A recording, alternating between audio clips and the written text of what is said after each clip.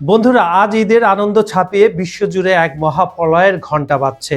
আপনারা কি জানেন যে আয়রন ডোমকে ইসরায়েল অভেদ্য বলে দাবি করত, সেই দুর্গের চাবিকাঠি এখন খোদ ইরানের পকেটে।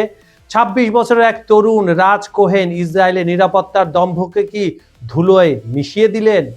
ওদিকে খামেনি হত্যার বদলা নিতে শান্ত রাতকে নরক বানিয়ে ছেড়েছে তেহরান। ইসরায়েল থেকে দুবাই, সৌদি থেকে কুয়েত, মধ্যপ্রাচ্যের আকাশ এখন আর নক্ষত্রের নয়, বরং জ্বলন্ত মিসাইল আর ড্রোনের দখলে। তেলের বাজারে আগুন লেগেছে, ধসে পড়ার মুখে মার্কিন অর্থনীতি। খবর সংযোগের আজকের বিশ্লেষণে আমরা দেখাবো কিভাবে ইরানের গোয়েন্দা জালে আটকা পড়ল মোসাদ, আর কেন বিশ্ববাসী এখন ইতিহাসের ভয়াবহতম জ্বালানি সংকটের দ্বার প্রান্তে দাঁড়িয়ে। পুরো ভিডিওটি না দেখলে এই ভূ রাজনৈতিক দাবার চাল আপনি কল্পনা করতে পারবেন না।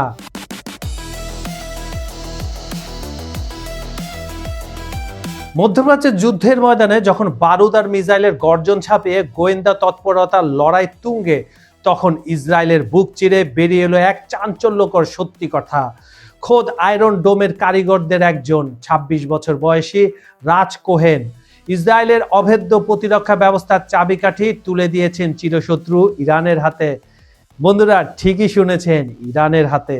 তেল আবিবের নিরাপত্তার যে দম্ভ দীর্ঘকাল ধরে বিশ্বজুড়ে প্রচারিত হয়েছে, এই একটি ঘটনা সে দম্ভের মূলে কুঠারাঘাত করেছে।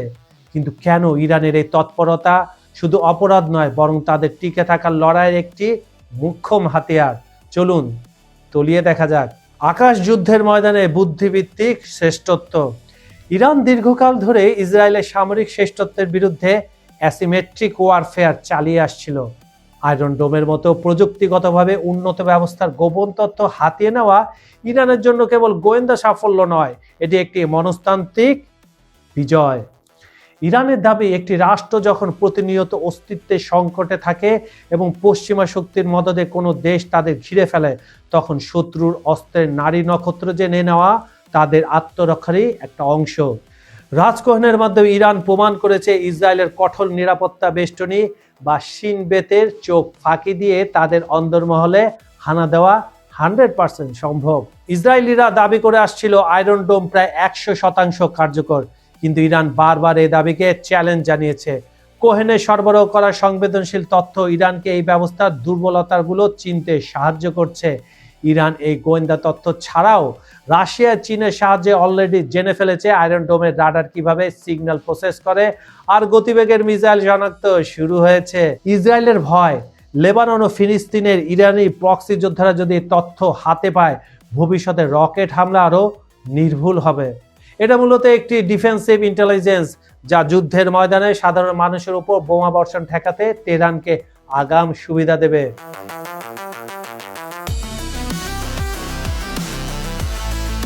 ইরান একটি প্রতিবেদন প্রকাশ করেছে, সেখানে উল্লেখ করা হয়েছে ইরান ৯৭ জন ইসরায়েলি গুপ্তচরকে গ্রেপ্তার করেছে। এটি মোসাদের সেই নেটওয়ার্কের উপর পাল্টা আঘাত যারা ইরানি বিজ্ঞানীদের হত্যা বা পারমাণবিক কেন্দ্রে নাশকতার চেষ্টা করে, এবং ইরানের শীর্ষস্থানীয় নেতৃবৃন্দ কে কোথায় আছে সেগুলো মেসেজ ইসরায়েলিদের দেয়। ইসরায়েল সেভাবে সেখানে হামলা চালিয়ে তাদের হত্যা করে। ইরানের পক্ষে এখানে বড় যুক্তি হলো সার্বভৌমত্ব রক্ষাই প্রধান এবং প্রথম চ্যালেঞ্জ। ইসরায়েল যদি প্যাগাসাস বা স্পাইওয়ার ব্যবহার করে ইরানের সর্বোচ্চ নেতৃত্বের ক্ষতি করতে চায়, তবে ইরানও পাল্টা ব্যবস্থা হিসেবে আয়রন ডোমের তথ্য নেবে। এটাই ছায়াযুদ্ধের অঘোষিত নিয়ম। কোহেন জানতেন তিনি কার সঙ্গে কাজ করছেন, আর এই জেনে শুনে তথ্য দেওয়া প্রমাণ করে ইরানের গোয়েন্দা জাল কতটা বিস্তৃত এবং প্রলোভন জাগানিয়া। ভূ রাজনৈতিক মোড় এবং চূড়ান্ত ফলাফল। যুক্তরাষ্ট্র ইসরায়েল যখন ইরানের বিরুদ্ধে যুদ্ধে লিপ্ত, তখন এই তথ্য পাচার ইরানের জন্য একটি বড় বিমা পলিসি হিসাবে কাজ করছে। ইরান জানে আয়রন ডোম কিভাবে কাজ করে, তবে তারা এমন ড্রোন বা মিসাইল তৈরি করতে পারবে যা এই প্রতিরক্ষা ব্যবস্থাকে অকেজো করে দেবে, এবং বাস্তবে এখন তাই হচ্ছে অন দ্য ব্যাটলফিল্ড। এতে করে ইসরায়েলের যুদ্ধের সক্ষমতা কমে আসছে এবং তারা আক্রমণের আগে 10 বার ভাবছে। অর্থাৎ এই গুপ্তচর বৃত্তি পরোক্ষভাবে একটি বৃহত্তর যুদ্ধ এড়াতে বা ভারসাম্য বজায় রাখতে সহায়তা করছে। কিন্তু বোকার হদ্দ এই লোভীরা, ইসরায়েলিরা এটা মানছে না। ইসরায়েলিরা মানলেও তাদের নেতারা মানছে না। রাজ কোহেনের গ্রেপ্তার ইসরায়েলের জন্য একটি সতর্কবার্তা হলো, ইরানের জন্য এটি তাদের গোয়েন্দা সক্ষমতার এক বিশাল মুকুট। ইরান প্রমাণ করেছে দেওয়াল তুলে বা আয়রন ডোম দিয়ে আকাশ ঢেকে দিলেও মানুষের মগজ আর প্রযুক্তির অদৃশ্য জাল আটকানো অসম্ভব।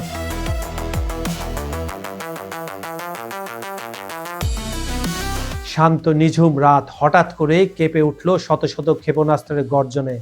চিরচেনা মধ্যপ্রাচ্যের আকাশ মুহূর্তে রূপ নিল আগুনের গোলায়। ইরানের সর্বোচ্চ নেতা আয়াতুল্লাহ আল খামেনি সহ শীর্ষস্থানীয় নেতৃবৃন্দের হত্যাকাণ্ডের চরম প্রতিশোধ নিতে এবার ইসরায়েল সহ মধ্যপ্রাচ্যের প্রভাবশালী 4 দেশে একযোগে ভয়াবহ হামলা শুরু করেছে তেহরান। শনিবার ভোররাত থেকে শুরু হওয়া এই প্রলয়ঙ্করী হামলায় কার্যত থমকে গেছে পুরো বিশ্ব। ইসরায়েল, সংযুক্ত আরব আমিরাত, কুয়েত এবং সৌদি আরবের আকাশে এখন শুধু শোনা যাচ্ছে ইন্টারসেপ্টর মিসাইলের গর্জন আর ড্রোনের কান ফাটানো শব্দ। ইরানের ক্লাস্টার বোমায় লন্ডভন্ড ইসরায়েল। মধ্যপ্রাচ্যের আকাশ এখন ইরানি ড্রোন এবং মিসাইলের বারুদের গন্ধে ভারী। আজ ভোরটা ইসরায়েলিদের জন্য কোনো সাধারণ সকাল ছিল না, বরং তা ছিল এক বিভীষিকাময় দুঃস্বপ্ন। তেহরানের নির্দেশে ইরান তাদের ৭১তম দফার প্রতিশোধমূলক হামলায় লেলিয়ে দেয় এক ঝাঁক বিধ্বংসী ড্রোন আর শক্তিশালী খোররামশাহ 4 ও কদর ক্ষেপণাস্ত্র। যখন ইসরায়েলের আকাশ প্রতিরক্ষা ব্যবস্থা সাইরেনের আর্তনাদে বিদীর্ণ হচ্ছিল, ঠিক তখনই নেমে আসে আসল আতঙ্ক, ক্লাস্টার বোমা বা গুচ্ছ বোমা। একটি মাত্র ক্ষেপণাস্ত্র যখন আকাশে বিস্ফোরিত হয়ে শত শত ছোট বোমায় পরিণত হয়ে বৃষ্টির মতো ঝরে পড়ছিল, তখন কেঁপে ওঠে তেল আবিব থেকে জেরুজালেম। ঘরবাড়ির ছাদ ফুটো করে ঢুকে পড়া এসব আগুনের গোলা আর ধ্বংসাবশেষের আঘাতে মুহূর্তে লণ্ডভণ্ড হয়ে যায় জনপদ। এতে জানমালের প্রচুর ক্ষয়ক্ষতি হয়েছে বলে ধারণা করা হচ্ছে।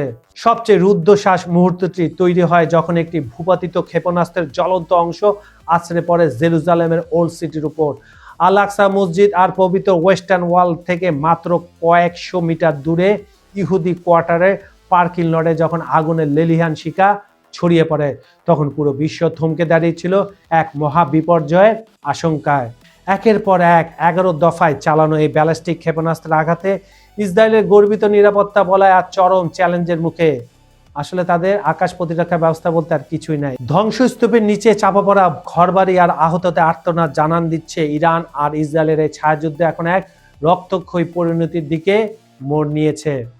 ইরান দেখে দিয়েছে তাদের উপর যে প্রথম হামলাটা হয়েছিল, সাধারণ মানুষ মারা গিয়েছিল, এখন ইসরায়েলে সেই সেম ব্যথা অনুভব করবে। তেল আবিব থেকে জেরুজালেম, পুরো দেশ জুড়ে সাইরেনের আর্তনাদ আর আকাশ প্রতিরক্ষা ব্যবস্থার নিষ্ফল সক্রিয়তায় এক বিভীষিকাময় পরিস্থিতির সৃষ্টি হয়েছে। প্রাণ ভয় লাখ লাখ সাধারণ মানুষ এখন মাটির নিচের বাংকারে আশ্রয় নিয়েছেন। আইডিএফ জানিয়েছে তাদের আয়রন ডোম এবং অ্যারো সিস্টেম বিরতিহীনভাবে কাজ করলেও হামলার তীব্রতা আকাশ প্রতিরক্ষা ব্যবস্থার সক্ষমতাকে চ্যালেঞ্জের মুখে ফেলে দেয় এবং অনেক ক্ষেপণাস্ত্র এবং ড্রোন আবাসিক এবং সামরিক স্থাপনায় আছড়ে পড়ে। ইরানের ক্রমাগত ড্রোন ও ক্ষেপণাস্ত্র হামলার মুখে পিঠ ঠেকে যাওয়া সৌদি আরব ও সংযুক্ত আরব আমিরাত এখন তাদের দীর্ঘদিনের কৌশলে আমূল পরিবর্তন আনতে যাচ্ছে বলে ধারণা করা হচ্ছে। এতদিন সরাসরি সংঘাত এড়িয়ে চললেও তেহরানকে তাদের ভাষায় উপযুক্ত শিক্ষা দিতে তারা এখন হাত মেলাচ্ছে চিরপ্রতিদ্বন্দ্বী ইসরায়েল ও দীর্ঘদিনের মিত্র যুক্তরাষ্ট্রের সঙ্গে। এই খবরে বন্ধুরা আপনারাও যেমন হতবাক হননি, আমিও হতবাক হননি, কারণ জানি যে এই দুইটা দেশের যারা ক্ষমতায় আছে তারা রাজতন্ত্র এবং তাদের মধ্যে মুসলমানদের লেশ মাত্র কোনো চিহ্ন নেই। তারা নামে মুসলমান, তাদের শুধু দরকার টাকা আর ওই পশ্চিমা আর ইসরায়েলিদের তোষামতি করা। তাই এই সিদ্ধান্ত তারা নিতেই পারে, কারণ সৌদি আরব আর এই যে কাতারে বা ইউএতে যেখানেই বলেন না কেন, সাধারণ জনগণের উপরে ইরান কিন্তু হামলা করছে না। যেই সব তেল শোধনাগার এবং গ্যাস ফিল্ডে ইসরায়েল এবং মার্কিন যুক্তরাষ্ট্রের অংশীদার তারা শেয়ার রয়েছে, সেখানে তারা হামলা করছে এবং বেসগুলোতে হামলা করছে। যুদ্ধের শুরুতে নিজেদের ভূমি ব্যবহার না করার শর্ত দিলেও বর্তমানে রিয়াদ তাদের পশ্চিম উপকূলের কিং ফাহাদ বিমান ঘাঁটি মার্কিন বাহিনীকে ব্যবহারের অনুমতি দিয়েছে।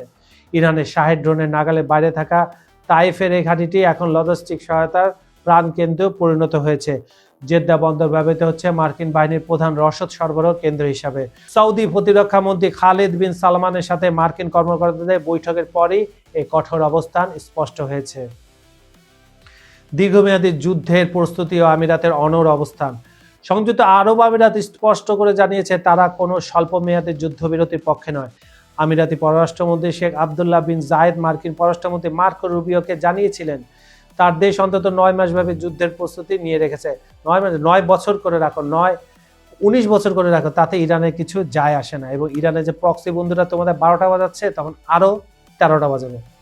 আবুধাবি চায় ইরানকে তাদের জঘন্য অপরাধের জন্য চরম মূল্য দিতে হবে। মধ্যপ্রাচ্যের এই দুই প্রভাবশালী দেশ এবং দুই প্রভাবশালী আমেরিকান পাচাটা এখন মনে করছে ইরানের বর্তমান শাসনের সঙ্গে সহাবস্থান অসম্ভব, যারা যে কোনো মুহূর্তে হরমুজ প্রণালী বন্ধ করে বিশ্ব অর্থনীতিকে জিম্মি করতে পারে।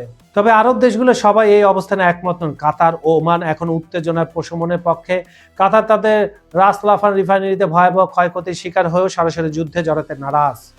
অন্যদিকে ওমান মনে করে এটি মূলত ইসরায়েলের চাপে দেওয়া একটি অবৈধ যুদ্ধ। তাদের মাথায় ঘেলু আছে। বড় দুশ্চিন্তার কারণ হলো ইরানের সামরিক সক্ষমতা এবং রাশিয়া চীনের প্রচ্ছন্ন সমর্থন। সরাসরি ইরানে হামলা চালালেও সৌদি আরবের জন্য একটি নতুন প্যান্ডোরাম বক্স বা মহাবিপদ খুলে দেওয়ার মতো হতে পারে, যেটা ইসরায়েল চাচ্ছে। যুদ্ধের চতুর্থ সপ্তাহে এসে সৌদি আরব সরাসরি আক্রমণে না গিয়ে লেথাল ডিফেন্সিভ মেজার্স বা প্রাণঘাতী প্রতিরক্ষা ব্যবস্থার দিকে ঝুঁকছে।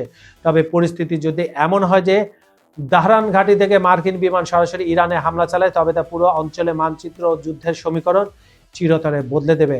আপাতত নিজেদের অস্তিত্ব রক্ষা এবং হরমুজ প্রণালীর নিয়ন্ত্রণ পুনরুদ্ধারে এক কঠিন সামরিক ও কূটনৈতিক জুয়া খেলছে রিয়াদ ও আবুধাবি। ইতিহাসের সব রেকর্ড ভেঙে গত 24 ঘন্টায় ইসরায়েলি বাহিনীর উপর নজিরবিহীন 60টি হামলা চালিয়েছে লেবাননের ইরানের প্রক্সি যোদ্ধারা। ইতিহাসে একদিনে এত বড় মাত্রার অপারেশন এখন আগে আর কখনো দেখা যায়নি। এই সাঁড়াশি অভিযানে ইসরায়েলের উত্তরাঞ্চল কার্যত রণক্ষেত্রে পরিণত হয়েছে। ইরানের সাথে যুদ্ধ দীর্ঘস্থায়ী হলে মার্কিন অর্থনীতিতে ভয়াবহ ধস নামার হুঁশিয়ারি দিয়েছেন ফেডারেল রিজার্ভের গভর্নর কিস ওয়ালার। তিনি জানান, যুদ্ধের প্রভাবে আকাশচুম্বী জ্বালানির দাম সাধারণ ভোক্তাদের পিঠে দেয়াল ঠেকিয়ে দিয়েছে। হরমুজ প্রণালী বন্ধ হয়, তেলের সরবরাহ ব্যাহত হচ্ছে, যা মুদ্রাস্ফীতিকে নিয়ন্ত্রণের বাইরে নিয়ে যেতে পারে। একদিকে প্রেসিডেন্ট ট্রাম্পের সুদের হার কমানোর চাপ, অন্যদিকে ফেব্রুয়ারিতে বড় অঙ্কের কর্মসংস্থান হারানো, সব মিলিয়ে খাদের কিনারায় দাঁড়িয়ে বিশ্বের সবচেয়ে বড় অর্থনীতি। ওয়ালারের মতে এই পরিস্থিতি আমেরিকাকে চরম মন্দার দিকে ঠেলে দিতে পারে। পারস্য উপসাগর এখন এক জ্বলন্ত আগ্নেয়গিরি, যার উত্তাপে থরথর করে কাঁপছে গোটা বিশ্বের অর্থনীতি। আন্তর্জাতিক জ্বালানি সংস্থা আইইএ প্রধান ফাতি বিরল যে সতর্ক বার্তা দিয়েছেন তা কেবল উদ্বেগজনক নয়, রীতিমতো শিরে ওঠার মতো। তার মতে আমরা এখন ইতিহাসের সবচেয়ে বড় বৈশ্বিক জ্বালানি নিরাপত্তা হুমকির মুখোমুখি। চলমান ইরান যুদ্ধ 70 দশকের তেল সংকটকেও হার মানিয়েছে। বিশ্বের মোট তেল ও গ্যাসের 5 ভাগের 1 ভাগ এখন এই যুদ্ধ কবলিত অঞ্চলে আটকা পড়ে আছে, যা বিশ্ববাজারের প্রধান ধমনী ছিঁড়ে যাওয়ার শামিল। হরমুজ প্রণালী স্থবির হয়ে পড়ায় ব্রেন্ট ক্রুড তেলের দাম ইতিমধ্যে $110 ছাড়িয়ে আকাশচুম্বী হয়েছে। সাউথ পার্স গ্যাস ক্ষেত্র ও রাস লাফান কমপ্লেক্সের মতো গুরুত্বপূর্ণ স্থাপনায় ক্ষেপণাস্ত্র হামলার ক্ষত এতটাই গভীর, পরিস্থিতি স্বাভাবিক হতে অন্তত 6 মাস বা তারও বেশি সময় লাগবে। আইএ তাদের মজুদ থেকে 40 কোটি ব্যারেল তেল ছেড়েও এই বিশাল ঘাটতি মেটাতে হিমশিম খাচ্ছে। এই সংকট কেবল জ্বালানি সীমাবদ্ধ নেই, সার, প্লাস্টিক ও পোশাক শিল্পের কাঁচামাল সরবরাহ বন্ধ হয়ে বিশ্বজুড়ে হাহাকার শুরুর উপক্রম হয়েছে। নীতি নির্ধারকরা যদি এখনই এই ভয়াবহতা উপলব্ধি না করেন, তবে আধুনিক সভ্যতা ও এক অন্ধকার স্থবির যুগের দিকে ধাবিত হবে, যেটা ইরান যুদ্ধের আগে বারবার সারা বিশ্বকে সতর্ক করে আসছিল। বন্ধুরা, দাবার ছক সাজানো শেষ। একদিকে ইসরায়েলের গর্বের আয়রন ডোম এখন ফুটো চালানি, আর অন্যদিকে তেহরানের মিসাইলগুলো মধ্যপ্রাচ্যের মানচিত্র বদলে দেওয়ার অপেক্ষায়। আমেরিকার অর্থনীতি কি তাসের ঘরের মতো ভেঙে পড়বে, নাকি সৌদি আমিরাতের এই নতুন সমীকরণ ইরানকে ধ্বংসের দ্বারপ্রান্তে নিয়ে যাবে বলে যে স্বপ্ন দেখছে সেটা বিলীন হবে? মনে রাখবেন, হরমুজ প্রণালী যদি একেবারে পুরোপুরি অচল হয়ে যায়, তবে আপনার হাতের স্মার্টফোন থেকে শুরু করে রান্নাঘরের চুলা সবই থমকে যাবে। আমরা কি তবে তৃতীয় বিশ্বযুদ্ধের প্রথম প্রহরে দাঁড়িয়ে? ইতিহাস সাক্ষী, যখনই তেলের বাজারে আগুন লেগেছে তখনই সাম্রাজ্যের পতন ঘটেছে। আমরা ভাবছি আমেরিকার পতন এভাবে ঘটে। এবারে পতনটা কার? যেটা বললাম, ওয়াশিংটনের নাকি ইসরায়েলের? নিচে কমেন্ট বক্সে আপনার মতামত জানান। আপনার একটি মন্তব্য হয়তো বিশ্ব রাজনীতির এই জটিল ধাঁধার নতুন কোনো দিক উন্মোচন করবে। ভিডিওটি শেয়ার করে ছড়িয়ে দিন আপনার বন্ধুদের মাঝে, কারণ এই সত্যগুলো পশ্চিমা অনেক মিডিয়া হয়তো আপনাকে কখনোই বলবে না। আজকের মতো আমি কাজল হায়দার বিদায় নিচ্ছি, কিন্তু মনে রাখবেন, মধ্যপ্রাচ্যের আগুন কেবল ওখানেই সীমাবদ্ধ থাকবে না, এর আজ পৌঁছাবে আপনার দুয়ারেও। চোখ রাখুন খবর সংযোগে, কারণ আমরাই বলি পর্দার উপরে আসল গল্প। সবাইকে আবারও ঈদ মোবারক। ভালো থাকুন, সাবধানে থাকুন। আল্লাহ হাফেজ।